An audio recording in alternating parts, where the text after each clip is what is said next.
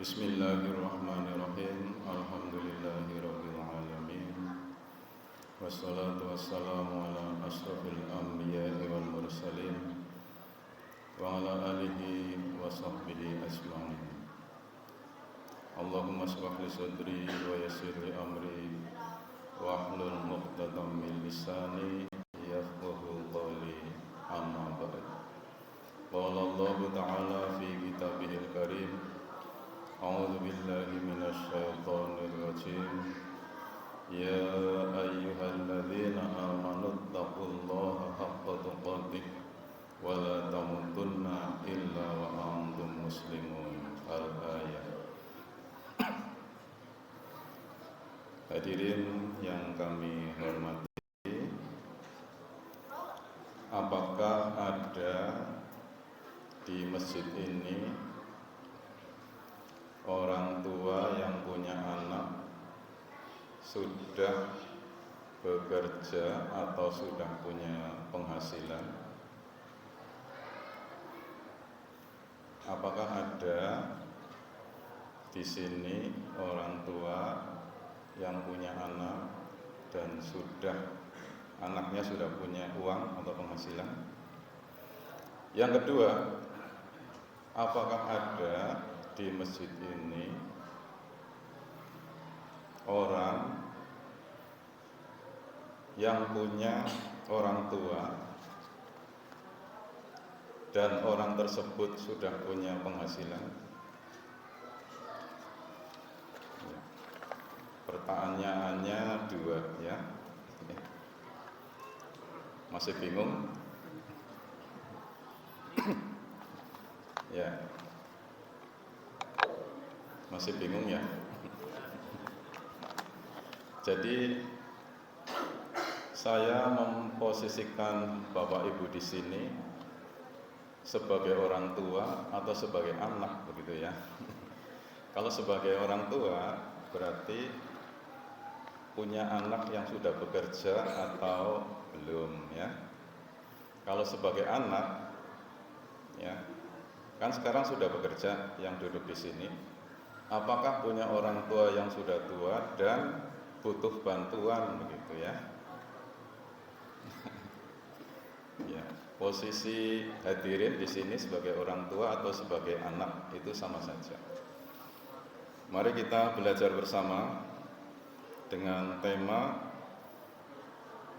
orang tua atau bapak boleh mengambil harta anaknya sesuai kebutuhan.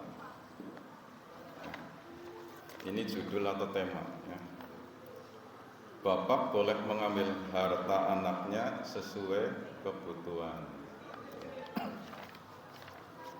Kita bacakan dulu dalilnya dari hadis. Ngan Jabirin ibni Abdillah anna rasulan qala ya Rasulullah innali malan wa waladan wa inna abi yuridu an yajtaha mali qala faqala anta wa maluka li abika. Sunan Ibnu Majah nomor 2291 atau alfani wa mi'atani wa wahidun wa tis'una, ya. 2291 nomor hadis Sunan Ibnu Majah. Ngan Jabirin, dari sahabat Jabir ibni Abdillah yang menjadi anaknya Pak Abdullah. Anna Rasulan, sesungguhnya ada seorang lelaki qala bertanya, ya. Ya Rasulullah, wahai Rasulullah atau wahai Nabi Muhammad, ya. Innali, sesungguhnya aku malan, punya harta, wawaladan, dan punya anak, ya. Wa inna abi, dan sesungguhnya ayahku yuridu, menginginkan, an yastaha, untuk memiliki atau memburu atau meminta, ya, mali, hartaku. Faqala, Maka Nabi menjawab, anta, engkau, wa maluka, dan hartamu, li abika, milik ayahmu. Ini makna hadis perkata ya. Kalau per kalimat adalah dari sahabat Jabir bin Abdullah, sesungguhnya ada seorang lelaki bertanya kepada Rasul, wahai Rasul, sesungguhnya aku punya harta dan punya anak ya. Namun orang tuaku juga membutuhkan hartaku gitu ya. Terus Nabi bersabda, engkau dan hartamu milik ayahmu. Begitu. Sampai di sini ada pemahaman? Ada tapi masih global ya. Sekarang penjelasannya supaya tidak bingung. Mengenai profil perawi dulu ini ya, profil perawi.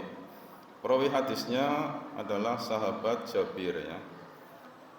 Beliau adalah Jabir bin Abdullah Al-Ansori, seorang sahabat yang mulia. Ia berbaiat kepada Nabi Muhammad SAW pada malam Aqabah bersama ayahnya ya. Kemudian sahabat Jabir juga termasuk sahabat yang ikut di dalam Bai'atur Ridwan. Kemudian ia termasuk sahabat yang banyak meriwayatkan hadis. Beliau meriwayatkan hadis dengan jumlah 1540 gitu ya.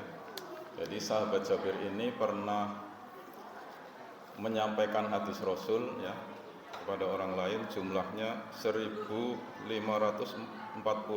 Tadi baru satu ya. Berarti masih kurang 1539 ya kekurangannya. Cukup banyak juga. Kemudian beliau meninggal pada tahun 73 Hijriah ya. Kesimpulannya sahabat Jabir ini sahabat yang mulia, hadisnya terpercaya begitu ya. Sehingga oleh Syekh Al-Albani hadis ini dikelompokkan dalam hadis sahih. Hadis sahih itu adalah hadis yang tertinggi kualitasnya ya. Hadis itu ada tiga, satu sahih, dua hasan, tiga dhaif ya. Kualitas yang pertama adalah sahih, kemudian di bawahnya adalah hasan, dan yang ketiga adalah dhaif. Dan hadis ini termasuk sahih, tingkatan yang paling tinggi derajatnya gitu ya. Berarti bisa diamalkan isinya. Nah, sekarang kita lihat isinya. Maksudnya apa yang tadi kita sampaikan atau faedahnya ya. Hadis ini menjelaskan bahwa seorang bapak yang memakan sebagian dari harta anaknya termasuk dalam pencarian yang baik. Namun demikian, bukan berarti seorang bapak mempunyai hak milik atas harta anaknya, melainkan harta seorang anak adalah miliknya sendiri dan zakatnya menjadi tanggungannya, dan harta itu menjadi harta warisnya jika meninggal. Hadis ini mengandung makna kewajiban anak terhadap hak-hak bapak dan ibunya berupa nafkah dan kebutuhan hidup saat mereka berusia tua. Sampai di sini juga belum paham ya. Ya, karena ini bahasa tulisan bukan bahasa ucapan begitu ya. Sekarang bahasa ucapan, insya Allah paham. Hadis ini menjelaskan bahwa seorang bapak yang memakan sebagian dari harta anaknya termasuk dalam pencarian yang baik. Jadi ayah itu boleh ikut makan harta anaknya gitu ya. Boleh ikut makan, boleh minta baju pada anaknya, itu boleh ya, jika sudah bekerja. Namun demikian bukan berarti seorang bapak mempunyai hak milik ya. Tapi harta anaknya itu bukan harta bapaknya, tetap menjadi harta anaknya, begitu ya. Melainkan harta seorang anak adalah miliknya sendiri, ya. Jadi miliknya sendiri, tapi ayah boleh meminta untuk beli beras, untuk beli baju, itu boleh.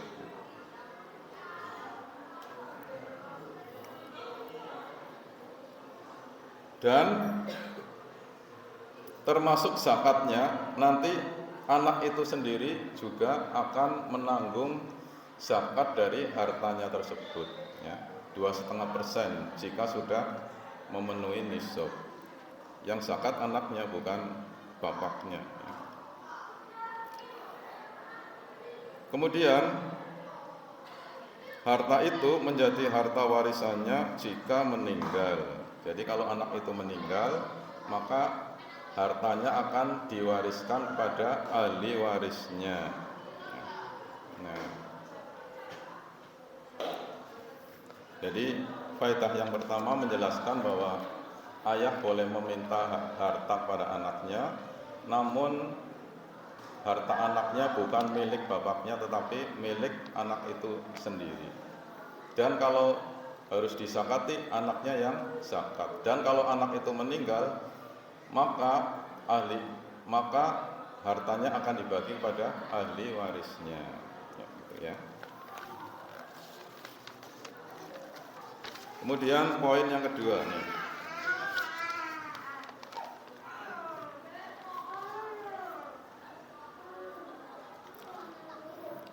semoga nanti saya membacanya bisa jelas ya, tidak bingung. Seorang bapak tidak berhak mengambil harta anaknya jika anaknya itu membutuhkannya, ya. Jadi kalau itu hanya harta pas-pasan, itu ayah nggak boleh minta, ya, karena itu dibutuhkan oleh anak, gitu ya. Pas-pasan, anaknya kurang, kejaluk bapaknya, ya tambah kurang, begitu. Atau akan menimbulkan suatu bahaya jika diambil, ya. Jika ayah mengambil harta anaknya kok menyebabkan bahaya, itu tidak boleh, ayah nggak boleh mengambil, ya. Begitu juga seorang bapak tidak berhak mengambil harta anaknya untuk diberikan kepada anaknya yang lain, ya.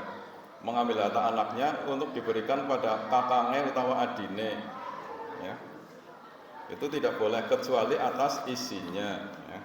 Ini juga jika anaknya 2 atau 3 atau lebih, gitu ya. Jadi pada poin yang kedua ini adalah seorang ayah tidak berhak untuk mengambil harta anaknya jika itu pas-pasan untuk anaknya, dan tidak boleh membagikan kepada kakaknya atau adiknya tanpa izin. Bisa diterima oleh pikiran? Bisa ya? Tidak bingung? Terakhir, poin yang ketiga nih. Jam berapa nih? Maaf, agak malam-malam ini ya, nggak apa-apa ya, sekali-kali malam. Ini berhubungan dengan tadi disampaikan tentang warisan.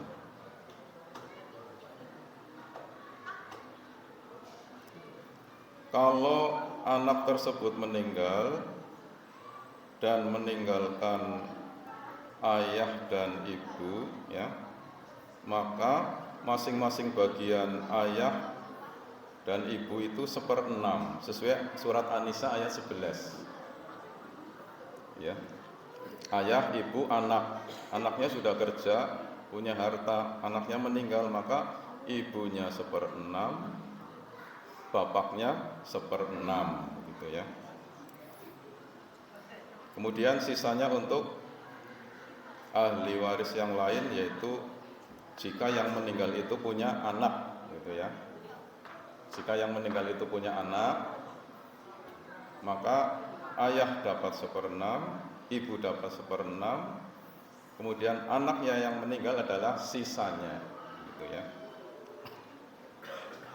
Jadi kalau rumah 480 juta, ibunya 1/6 berarti 80 juta, ayahnya 1/6 berarti 80 juta, kemudian anaknya yang meninggal asobah atau sisanya berarti 320 juta gitu ya. Setelah dikurangi hutang-hutang, kubur rampe, penguburan mayit dan lain-lainnya. Nah, satu lagi, jika tidak punya anak ya, yaitu hanya ayah, ibu dan orang itu yang meninggal, maka ibunya 1/3, ayahnya dapat asobah atau sisa atau penghabis. Misal ya, ayah, ibu, anaknya meninggal, punya rumah seharga 600 juta, maka ibu dapat 1/3 yaitu 200 juta, sisanya untuk ayah 400 juta gitu ya. Jadi kalau tidak punya anak maka ibu dapat 1/3, kemudian ayah dapat asobah atau sisanya ya. Itu saja yang dapat kami sampaikan.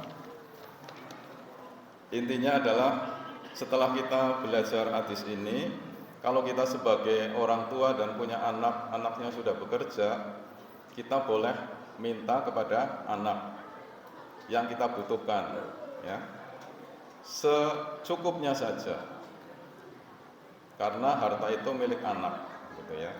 Namun jika anaknya itu kurang atau pas-pasan, kita tidak boleh minta begitu.